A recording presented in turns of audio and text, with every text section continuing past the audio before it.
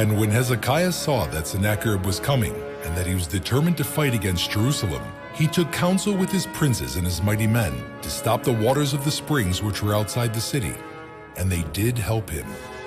So there gathered a large group of people together, and they stopped up all the springs in the brook that ran through the midst of the land, saying, "Why should the kings of Assyria come and find much water?" We are now at the Gihon Spring. It contains an enormous amount of water.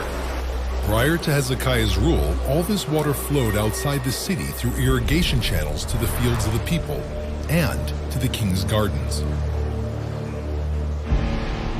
When he prepared Jerusalem for the Assyrian siege, Hezekiah worried that the mighty army of Assyria would camp outside the city walls, gaining access to the city's water source.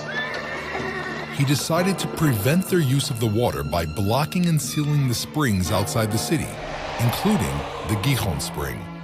He diverted the spring's water into an underground tunnel which had been quarried into the heart of the mountain. Two groups of masons worked towards each other from both sides and met in the middle of the tunnel. And the water flowed from the source to the pool. The tunnel ends at the pool of Siloam, which was inside the city, behind protective walls. The account of this engineering wonder is mentioned explicitly in the Bible and is also documented in the Shiloach inscription, which was discovered 6 meters from the end of the tunnel. This is a copy of the inscription written in ancient Hebrew letters.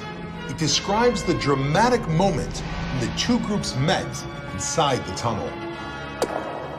The masons were swinging their axes one towards the other, and they heard the voice of one man calling his fellow.